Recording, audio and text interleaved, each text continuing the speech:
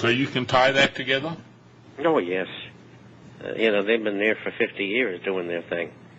Why is the Chinese government allowing that to go on? They've got their own intelligence sources. Why do they need CIA and MI6 in there meddling around? Well, maybe they're not as good as I'd like to be. But, I wrote an article about a year ago about the players. I forget their names, but, they've been around for a long time, and then their children take over, and they get paid very well, and they are the ones that cause these disturbances. It's to show the Chinese that we can cause you all kinds of problems in the realm of dirty tricks. Well, what was the point? I'm getting an awful lot of feedback here. What was? Not me. I know, it's me. What was the point of Obama taking the trip over to Russia and with Medvedev doing the nuclear downsizing? Why is Obama all of a sudden getting chummy with Russia, proclaiming the table has been reset, basically? It's all political, means nothing. And for his family, it was a side trip to London that we paid for. And more important, so that they could go shopping. For what? Any time that Obama goes to England, he didn't go.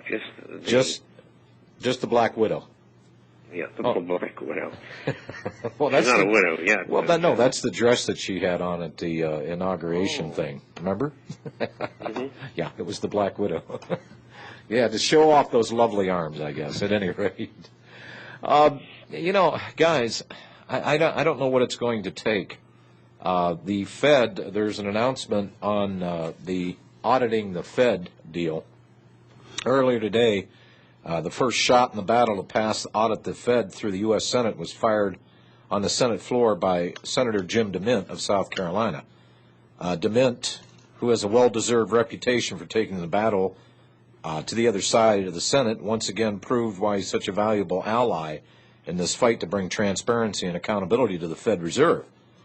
A little while ago, the Senate voted to pass H.R. 2918, the Legislative Branch Appropriations Act. This $3 billion bill contains, among other things, provisions for GAO audits on certain agencies. Now, seizing this chance to take quick action and to bring the audit to the Fed up for a vote and the GAO provisions in mind, DeMint attached the full text of Ron Paul's bill on Senate Bill 604. And that's the H.R. 2918 as the Senate Amendment 1367 before it was considered for final passage. However, and geez, everybody wants to know what the Fed's up to? Senate Democrats refused to even allow the vote on the amendment. The internationalist, Fed-loving elite in the Senate used a parliamentary tactic to shut down DeMint's amendment. Now, after DeMint brought audit the Fed to the floor, Ben Nelson, a senator out of Nebraska, raised a point of order to prevent the vote, claiming that the amendment violated Senate Rule 16 by legislating on an appropriations bill. The Senate president agreed, and the amendment was shot down.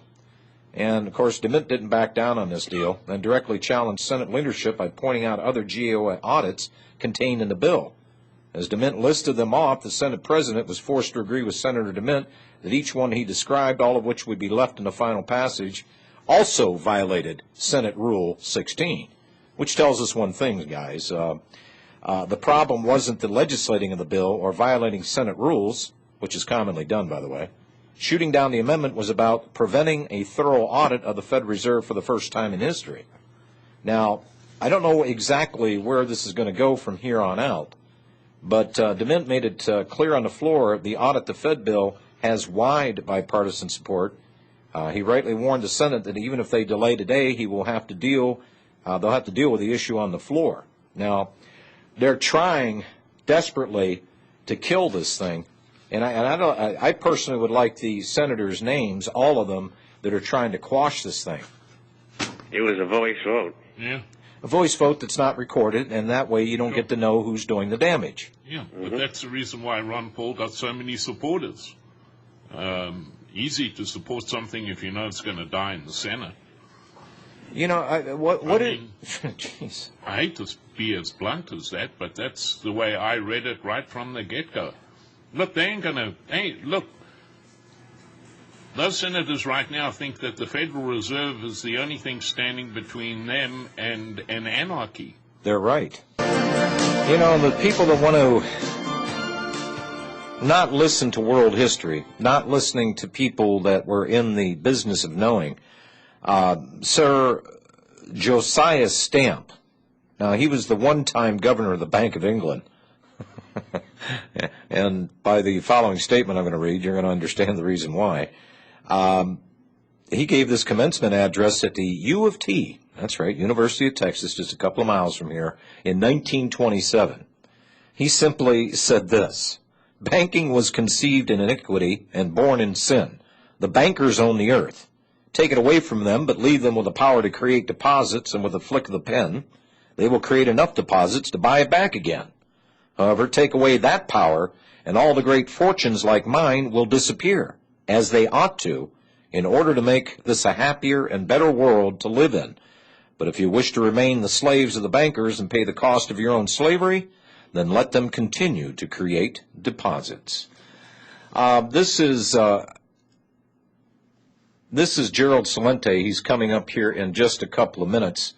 Gerald Celente on Fox. Whoops, not that one, guys.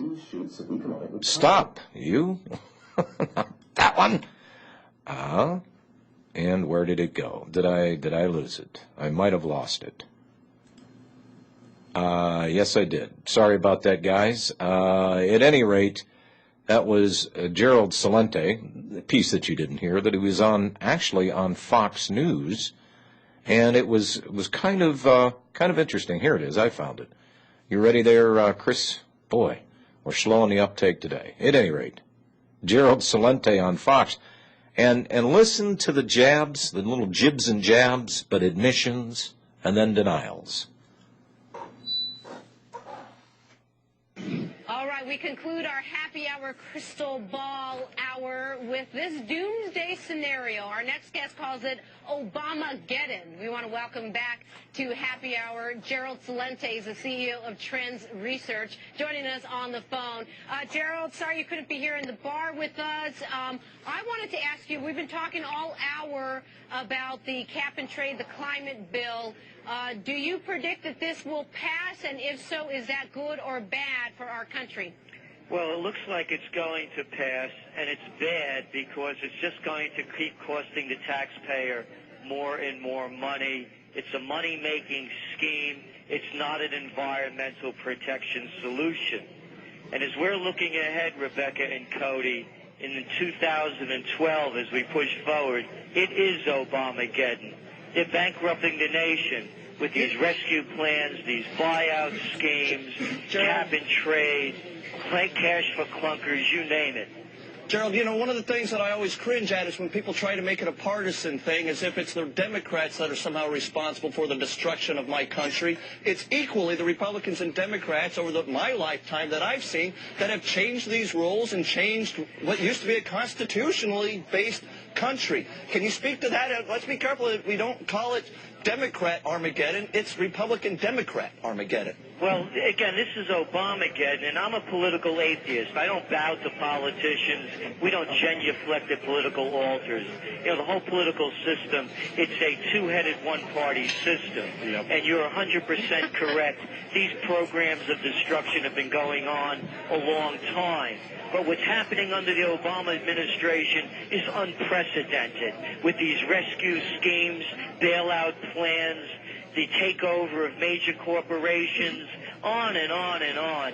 So, yes, it has been going on a long time, but it's accelerating now at a level that makes our country, that used to be the empire of entrepreneurial opportunity, now just a country to save the too big to fail. Okay, so Gerald, you're saying Obamageddon, everything he's doing is going to destroy this country. What do you mean? What's going to happen?